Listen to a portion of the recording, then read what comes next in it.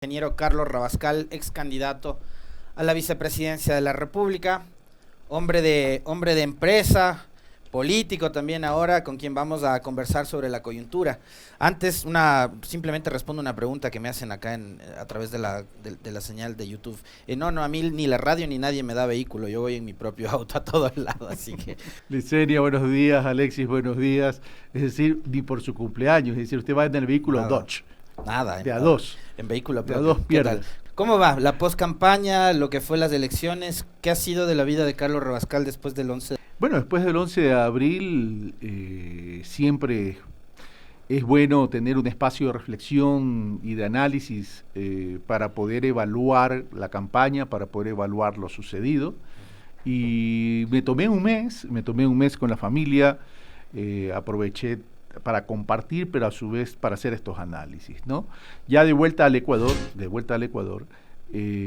retomando las actividades profesionales, las actividades de mi propia empresa, que la tengo ya desde hace bastante tiempo y que la tenía abandonada por la campaña, a pesar de que nunca se paralizó, y también replantear el caminar político.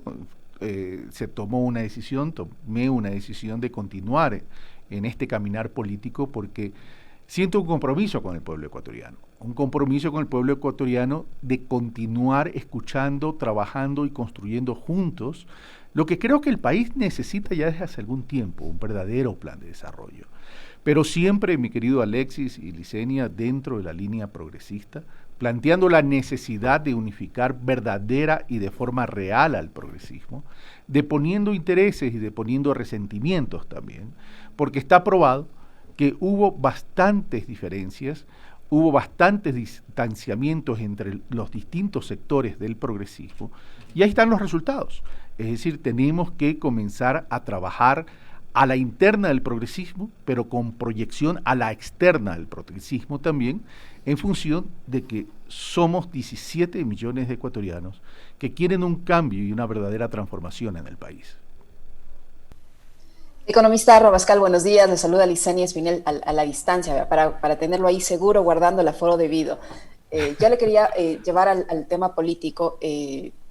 ¿Cómo evalúa usted esta forma como se está nuevamente haciendo política? Le pregunto esto en el sentido de que el presidente Guillermo Lasso en NTN 24 vuelve a responsabilizar, como era costumbre del señor Lenín Moreno, al gobierno del expresidente Rafael Correa de todos los males, en este caso del malestar que existe en diferentes sectores de la población que amenazan con una movilización desde el día de mañana, el 11 de agosto. Me refiero al sector de los trabajadores, de organizaciones sociales y a esta postura que mantiene el sector indígena.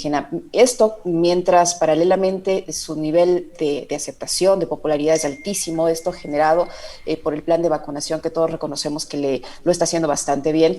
¿Cómo evalúa usted esta situación? El hecho en sí de que le vaya bien, de que tenga buen nivel de popularidad, de aceptación, mientras tanto que responsabilice a una administración anterior de los problemas que está enfrentando ahora él como gobernante y muchos de los cuales ofreció dar solución en campaña. A ver, vamos por partes, Licenia. Su pregunta contiene varios aspectos que vale la pena analizar. Primero, la vacunación. La vacunación en buena hora está teniendo éxito, se está desarrollando. Eso es una obligación de cualquier mandatario, es una obligación de cualquier gobierno.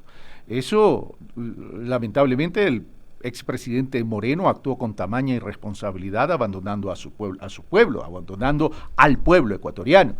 Acuérdese, Licenia y Alexis, que en la campaña yo proponía este tema de sacar el tema de la vacunación desde los aspectos ideológicos y de la politización, porque este es un tema que tiene que ver con vida, tiene que ver con la salud de seres humanos, hombres y mujeres de todas las edades. Por tanto, la vacunación en buena hora está avanzando, a pesar de que sí hay que hacerse observaciones al respecto en términos de análisis, en términos de evaluación, porque estamos hablando de la vacunación, sí que está avanzando también, estamos teniendo indicadores interesantes, pero a nivel macro. ¿Qué pasa con los sectores rurales del país? ¿Qué pasa con la vacunación en los sectores rurales? Es decir, ¿qué tanto está avanzando allá?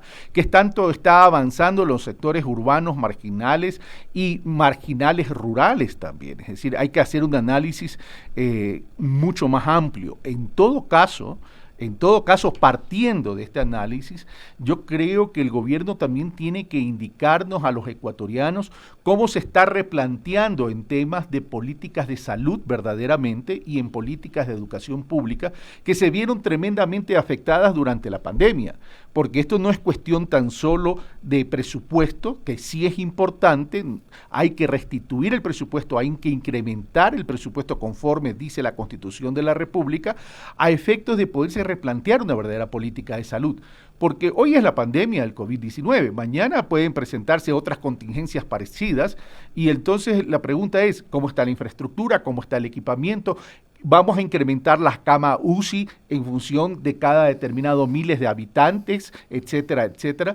Pero volviendo a su pregunta, sí me da pena y lamento mucho que exista esta paranoia de parte del presidente Lasso en términos de una supuesta interferencia del correísmo en términos de posibles y eventuales desestabilización hacia su gobierno. Yo creo que las segundas temporadas y las segundas partes son malas. Excepto la del Padrino. Son malas y creo que en vez de estar inmerso en esta paranoia, yo creo que el gobierno nacional tiene que comenzar a dar señales, primero de que ese encuentro no es una denominación. Un eslogan de campaña. Que no es un eslogan de campaña, sino que es verdad. Uno no puede pedir un encuentro en función del renunciamiento ideológico y de las necesidades de otros. Tiene que pedir un encuentro en función de marcar un camino, de marcar un derrotero para llegar a los objetivos. Y eso forma parte del escuchar, parte del dialogar y parte de interpretar las necesidades del pueblo ecuatoriano. Yo había dicho, la gobernabilidad está dada en las calles, pero cuando yo hablo de que la gobernabilidad debe estar dada en las calles, no me refiero a la violencia, me refiero al derecho a la resistencia con la paz, me refiero a que si los ecuatorianos que transitan por las calles no tienen soluciones a sus temas trascendentales, como es reactivación económica, productiva y empleo, entonces mal puede haber gobernabilidad, porque los seres humanos ecuatorianos necesitan de estabilidad económica, productiva, y eso trae como consecuencia una estabilidad del empleo. Pero cuando vemos que la pobreza crece un 10%, el desempleo crece, que apenas 3% de la población económica, el 30% de la población económicamente activa, es decir, 3 de cada 10 ecuatorianos tienen empleo formal, entonces los problemas son estructurales y sobre eso es que se debe plantear el debate, el análisis y los acuerdos que deben existir en el país. Es decir, Carlos, si el gobierno de Guillermo Lasso cumple con el plan de vacunación y ojalá en buena hora sea así, resulte así, yo también la semana pasada comentaba a partir de la llamada de Vladimir Putin a Guillermo Lasso que estaba bien que se dejen de lado esos sesgos ideológicos para llevar adelante acuerdos y demás con países que, digamos, han sido satanizados también por la opinión pública en el Ecuador. Pero una vez finalizado el proceso de vacunación, hay que ir a la reactivación económica y a la reactivación productiva, porque si ya tenemos ciudadanos vacunados, esos ciudadanos van a tener que salir a trabajar.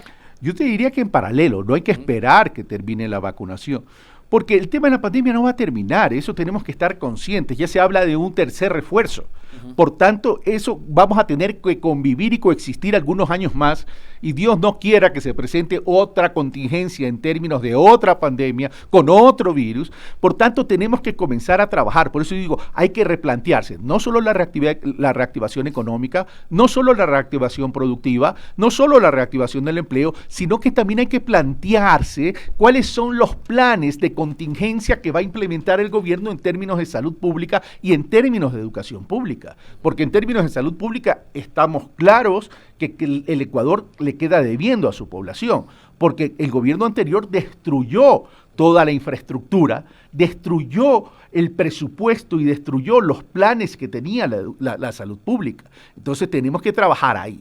Y por otro lado, en educación pública está claro que muchos ecuatorianos, niños, adolescentes y jóvenes de los sectores populares, de los sectores más vulnerables, quedaron excluidos de la educación pública porque no tienen conectividad, porque no tienen computadores, porque los maestros no estaban preparados para esto. Es decir, yo creo que no estamos dimensionando el problema real que vive el Ecuador. Y cuidado, señor presidente Lasso, cuando una sociedad vive en medio del odio y en medio de esa paranoia, nunca puede salir adelante. Es momento que el sentido común y la responsabilidad por la paz social y ciudadana vuelva al Ecuador. Ingeniero Rabascal, usted mencionaba hace un momento que no hay ese plan de reactivación económica y es un hecho. Hasta ahora no sabemos ni siquiera cuál va a ser el plan económico como tal. Tenemos algunas líneas de dónde van a ir las directrices económicas del gobierno, pero un plan como tal no se lo conoce y eso hasta el momento es esperado por varios sectores. ¿A dónde debería enfocarse ese plan de reactivación económica que hasta el momento no se concreta? A ver, no hay un plan de reactivación económica, productiva y empleo, es verdad. Eso ya debe estar conociéndose desde ahora. Hay que trabajar en paralelo. Pero lo que también es cierto es que sí hay ciertas señales hacia dónde nos quiere llevar el gobierno nacional. ¿Señales en qué sentido? El propio gobierno que ha dicho lo que ya está diciendo y repitiendo lo que ha dicho en la campaña, abrirse al mundo. Está hablando del acuerdo comercial con la Alianza del Pacífico, que está en plena negociación con México, además. Está hablando del acuerdo comercial con Estados Unidos, que es el menor de los problemas realmente. Pero ha anunciado el acuerdo comercial con China. ¿Qué significa eso? Significa entonces que el gobierno, a partir de esta política de apertura comercial indiscriminada, pudiese estar afectando la producción nacional y el empleo en el Ecuador. Es decir, el problema se pudiese agrandar aún más. Yo le recuerdo, Licenia y Alexis, que el sector rural del Ecuador, si bien representa el 35%, alimenta pues a todos los ecuatorianos. Y solamente pocos productos, como arroz, leche, maíz amarillo, carne de res, cerdo y pollo, 6 productos que son sensibles, representan 500.000 empleos. Entonces, ¿de qué reactivación económica o cuál es la dimensión de la reactivación económica y productiva que está hablando el gobierno nacional del presidente Lasso, que preside el presidente Lasso, si por otro lado ya nos está diciendo que esos acuerdos comerciales van a hacerse realidad? ¿Cómo se va a proteger entonces el empleo en los sectores rurales que garantizan la soberanía alimentaria y que aseguran adicionalmente la seguridad alimentaria? ¿Qué tiene que hacer entonces el gobierno nacional? Que cualquier gobierno tiene que entender que su prioridad es el ser humano, que debe estar por encima de todo. Y ese ser humano que está por encima de todo tiene la necesidad que se le garantice algo. Empleo, trabajo, porque los seres humanos que tienen ingresos en sus presupuestos familiares viven tranquilamente y eso ayuda a consumir en la economía, a mayor consumo, mayor producción, mayor empleo, mayor inversión. Ahí es donde se requiere entonces plantearse cómo interviene el Estado en esto, reactivando la economía a través de una inyección de recursos económicos. Reactivando la economía, aliviando la carga que tienen los sectores productivos en estos momentos, replanteando una reestructuración obligatoria de los pasivos, de las deudas que tiene el sector productivo y también las personas naturales, a efectos que puedan tener un respiro. Alivio financiero. Alivio financiero. Y lo otro, Carlos, usted mencionaba hace un momento, inversión pública que ha sido tan satanizada en los últimos años. Se necesita inversión pública porque... Definitivamente. O sea, digo, está bien que el sector privado haga lo suyo, pero ¿qué pasa también con el rol del Estado? Del Estado en general, porque cuando hablamos del Estado, mucha gente se queda solo con el gobierno central, pero el Estado también es del municipio, es la prefectura, son las juntas parroquiales. Es importante la inversión pública, tanto la que pueda hacer directamente el gobierno central como la que pueda hacerse a partir de los gobiernos autónomos descentralizados. Pero ¿qué es lo que pasa? Es que ni las hace el gobierno central y también no las puede hacer los gobiernos autónomos descentralizados porque no le transfieren los recursos y porque además les deben los recursos a los gobiernos autónomos descentralizados. El no transferir los recursos a los gobiernos autónomos descentralizados, ¿qué significa? Apropiación indebida de recursos, porque esos recursos no le pertenecen al Ministerio de Finanzas, al Ministerio de Economía, al gobierno central, le pertenece a los gobiernos autónomos descentralizados. Entonces aquí tenemos un doble problema.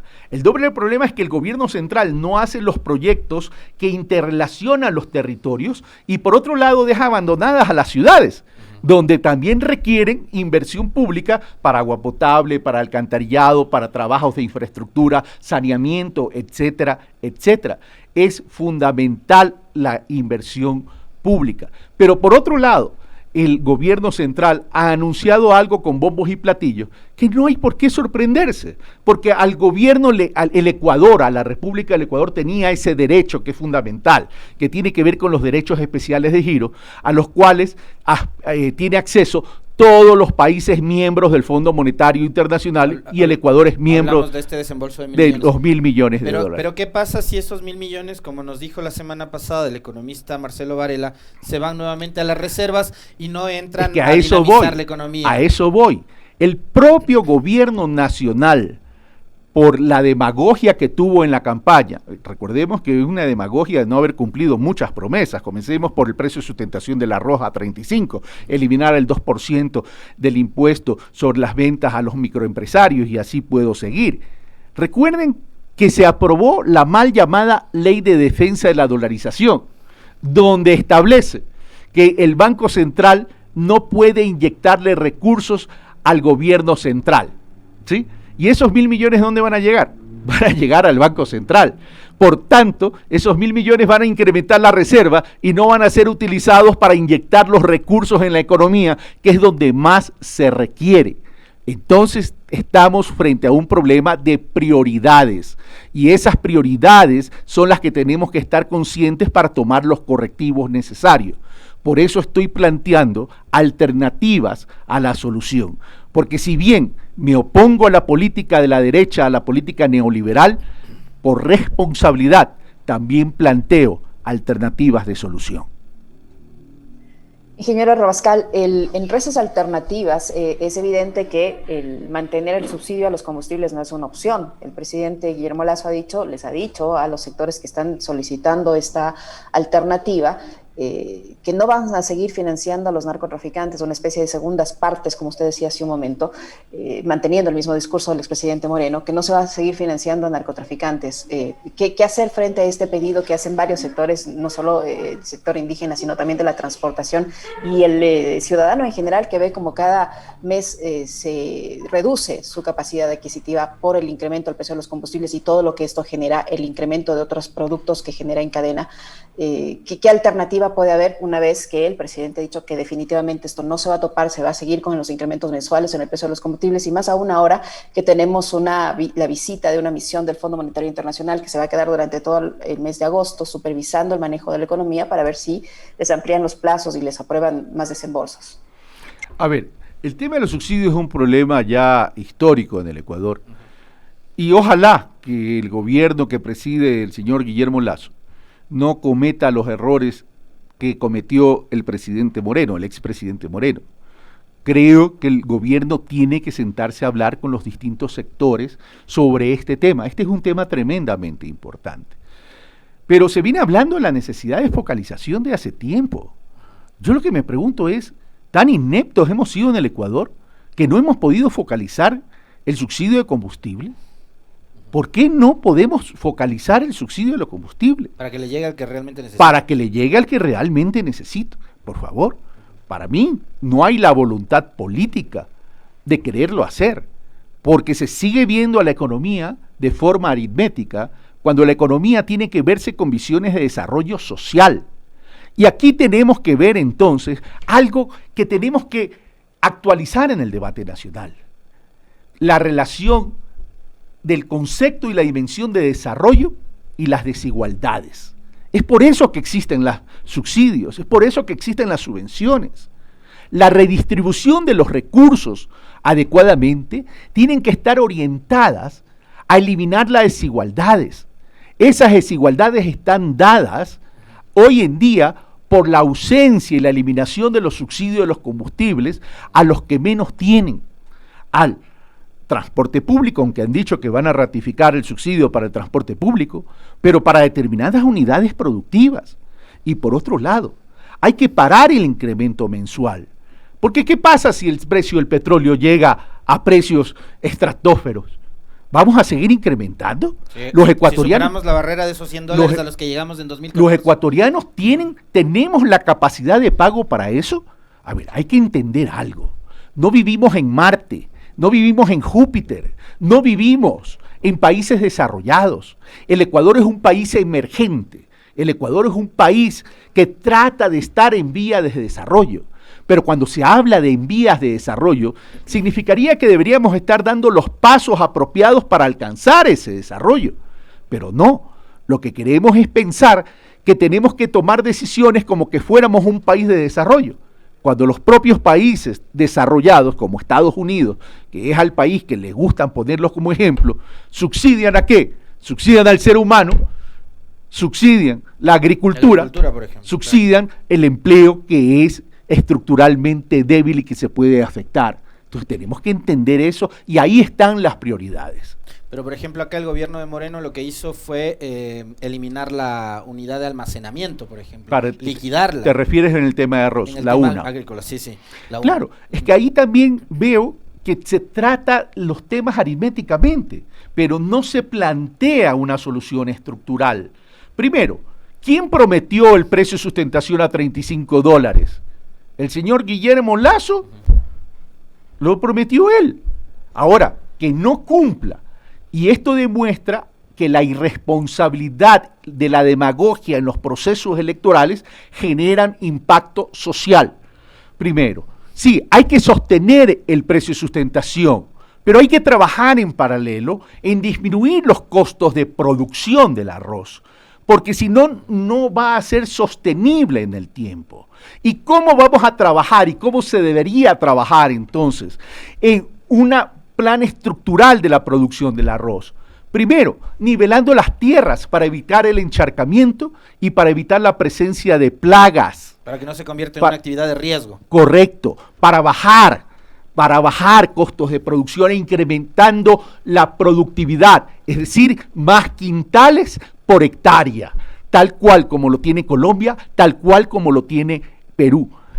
Otro, investigación, estableciendo las variedades nuevas que pueden haber y que son mucho más productivas como en otros países, con lo cual disminuimos costos de producción. Pero trabajando también ¿en qué? Trabajando también en la incidencia cultural que tiene el consumidor, porque está acostumbrado a consumir un tipo de arroz y no otros tipos o variedades de arroz. Pero también luchando contra el contrabando. No solamente protegiendo las fronteras, sino que adicionalmente tiene que controlarse a las piladoras para que éstas no acepten arroz de contrabando. Y adicionalmente a eso, tenemos que recuperar evidentemente la Unidad Nacional de Almacenamiento para que en una articulación pública-privada se administre y retire la sobreproducción del arroz para mantener precios estables que garanticen rentabilidad, ahorro para el pequeño productor y también que garantice reinversión dentro del mismo sector. Esos son los caminos que hay que plantearse en este tipo de problemas, no simplemente quedarnos en la discusión. Ingeniero Rabascal, en otro tema, más allá de lo económico, usted está haciendo nuevamente recorridos por diferentes puntos del país. ¿Qué objetivo tiene, además de obviamente encontrarse con sus seguidores, con las personas que están pendientes de sus actividades? ¿Cuál es el objetivo de nuevamente visitar varios puntos del Ecuador? Uno, seguir haciendo presencia, que es importante, porque creo que el país necesita una construcción conjunta desde la ciudadanía y con los territorios. No se puede perder tiempo. Yo hablo de la unidad del progresismo, un progresismo moderno, un progresismo que entienda que su prioridad es lo social, que su prioridad son los territorios articulando con los sectores productivos. Y en esa hoja de ruta construir planes de desarrollo nacional y territoriales. No podemos perder tiempo porque en estos 4 años ya sabemos hacia dónde quieren llevar el país. Por tanto, tenemos que prepararnos desde ya para poder tener esos planes de desarrollo, ponerlos en el debate, ser una oposición proactiva y propositiva, planteando soluciones. Yo no soy de aquellos políticos que responden al estilo clásico histórico del país. Yo vengo a plantear soluciones, porque en un debate serio, donde se planteen soluciones, se empodera a la gente. Y nosotros necesitamos una política ciudadana, no partidista, una política que a partir de la ciudadanía y los territorios, el Ecuador recupere la sensatez, la reflexión social y la conciencia ciudadana. Sobre eso, Carlos, ahora que Licenia te ha llevado a ese terreno, yo quería preguntarte, ¿cómo está la relación con Correa? ¿Cómo quedó la relación con Arauz? ¿Y cuál es la visión que tiene Carlos Rabascal con respecto de lo que será la convención de la Revolución Ciudadana, de Fuerza Compromiso Social? Y si cree en la unidad del progresismo. Decía hace un momento Carlos, y me parece que es súper importante eso, que el progresismo tiene que ver más allá de sus fronteras, porque este es un país de 17 millones de habitantes, en donde no todos caen en el juego de los ismos, que no se dejan arrastrar por la corriente de las ideologías, y que finalmente tiene que ir remando para el mismo lado. Pero ¿cómo está esa relación con Arauz, con Correa? ¿Cuál es la visión de la convención de la ARC y hacia dónde tiene que caminar el progresismo? A ver, yo creo en la unidad del progresismo. El progresismo tiene distintas corrientes dentro de la misma línea. El correísmo es parte de ese progresismo. Y por tanto, yo aplaudo que el correísmo quiera replantearse ese proceso de reflexión y reestructurarse y establecer una especie de reingeniería, si se quiere. Así que aspiro y anhelo que el correísmo pueda hacerlo con profunda responsabilidad y seriedad. Son amigos cercanos, les deseo todo el éxito que deben tener y que sigan en ese mismo trabajo con presencia territorial. Mi amistad con Rafael desde la infancia sigue igual, se mantiene, he mantenido esporádicamente algunos contactos telefónicos y no tiene por qué cambiar. Con Andrés sí no he hablado desde el 11 de abril, pero en todo caso mi relación es muy buena y, por otro lado, no puedo opinar de lo que deban hacer por respeto, por una sencilla razón. Yo no soy afiliado a Fuerza Compromiso Social, no soy afiliado tampoco a Centro Democrático, que son los dos partidos que conformaron la Unión por la Esperanza. Por respeto y por delicadeza, por tanto y en consecuencia, no puedo opinar de ambos partidos que me auspiciaron en la candidatura a la vicepresidencia de la República. Pero son muy buenos amigos, son cercanos amigos y les deseo todo el éxito. Carlos Rabascal Ingeniero Rabascal. ¿Carlos Rabascal qué? Va por cuerda separada ahora.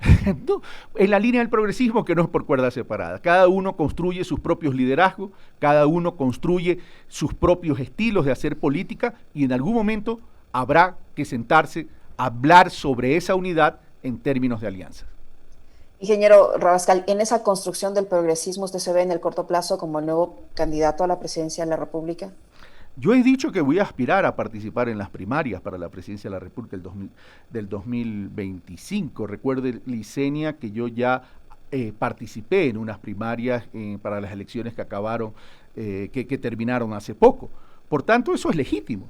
Pero el tema aquí no es importante la persona, porque si estoy hablando que estoy dispuesto a participar en unas primarias, es que el pueblo ecuatoriano, dentro de ese universo progresista, sea el que seleccione.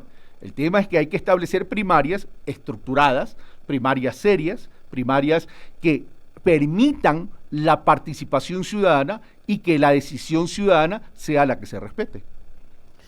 8 de la mañana con 5 minutos, no sé si Licenia tiene alguna otra interrogante para Carlos. Sí, una última, ingeniero Rabascal. ¿Qué opinión le merece la situación por la que atraviesa ahora el todopoderoso, antes todopoderoso, ex subcontralor del Estado, ex contralor subrogante del Estado, Pablo Celi? Me refiero al señor Pablo Celi, que está enfrentando ahora un proceso político en la Asamblea y un proceso penal a nivel de la justicia. ¿Qué opinión le merece esta situación después de toda la persecución que hubo durante su gestión como contralor del Estado? Que la maldad se paga en vida. El señor Celi hizo mucho daño. Y el señor Celi tendrá que responder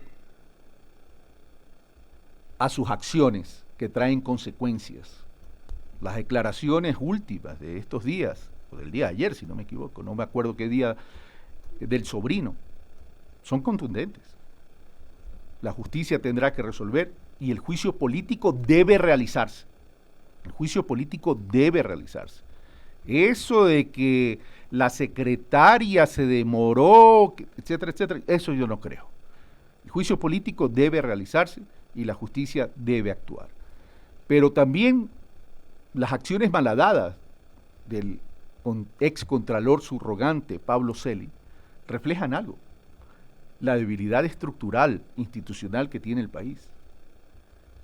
Una Contraloría que fue y se convirtió en un operador para la persecución, una defensoría que tiene 2 defensores, una fiscalía que se allana a sí mismo, un municipio de Quito con 2 alcaldes. Es decir, tenemos que comenzar a ver al país con responsabilidad y seriedad. Créame, Licenia y Alexis, mientras sigamos en la lucha del poder por el poder, y si seguimos equivocando la forma de hacer política desde el punto de vista del odio y de la persecución, el país se nos va a escapar de la mano y corremos el riesgo de convertirnos en un Estado fallido y en consecuencia en una sociedad fallida. Ojalá que en algún momento la voz de los ecuatorianos se alce y permita a las autoridades del país, sean estas quienes sean, que exista una verdadera reacción en relación a escuchar al pueblo ecuatoriano. Antes de cerrar, yo sí quisiera, lo topó de pasadita nada más, Carlos, una reflexión suya con respecto de la situación que está atravesando Quito, a propósito de las marchas que se han anunciado para el día de hoy a favor y en contra del alcalde Yunda. Es lamentable la situación. Es lamentable la situación que está viviendo Quito, la capital de la República. Es lamentable que nos hayan llevado a esto y que es lamentable que la interferencia de la política en la estabilidad de las autoridades electas y también el no cumplimiento de la lucha por la transparencia permita llegar a estas situaciones. Pero lo que sí está claro es, y esto lo ato con las organizaciones políticas, Alexis, es que las organizaciones políticas también tienen que reinventarse. No pueden seguir siendo organizaciones políticas de alquiler, convirtiéndose en empresas electorales para solo participar en elecciones, desaparecer después y no plantear soluciones. ¿Dónde está el debate sobre los proyectos de qué tipo de ciudad queremos desde los territorios, qué tipo de provincias queremos? Seguimos haciendo política desde el marketing político, desde el TikTok, desde las redes sociales y no planteando debates serios. Cero investigación, además. Cero investigación, cero investigación. ¿Dónde está el potencial productivo de Pichincha? ¿Dónde está el potencial productivo de la ciudad de Quito, del Guayas, del Ecuador entero? Señores, necesitamos planes de desarrollo en construcción conjunta con la ciudadanía, y es decir, con todos los sectores de la patria ecuatoriana, sean estos de cualquier tipo de ideología, porque todos vivimos en el mismo territorio, pero parecería que hemos perdido, Alexis, la capacidad de mirarnos a los ojos, de hablar y de tocarnos los corazones. 8:10 de la mañana. Queremos agradecerle muchísimo a Carlos Rabascal, ex candidato a la vicepresidencia de la República, político en activo, comunicador social, hombre de empresa, que ha estado visitándonos el día de hoy para analizar la coyuntura, para saber cuál será también su futuro en el ámbito político en nuestro país. Yo me quedo con esto último que dice Carlos, más allá de todas las cosas importantes que nos dejó, pero no tenemos un proyecto de país como tal, un proyecto de país que se base en la investigación, que nos deje cifras claras de qué es lo que necesitamos, hacia dónde debemos ir y demás. Muchísimas gracias, Carlos, por haber estado acá. Alexis, Licenia, muchas gracias, un abrazo al pueblo de Pichincha, al pueblo de Ecuador, y a no perder la fe. Las tempestades tienen un principio y tienen un final, pero hay que estar preparados para que en medio de la tempestad seguir construyendo, seguir trabajando, cuando termine la tempestad, retomar la patria que tanto amamos. Gracias, Carlos. Hacemos una pausa y volvemos de inmediato.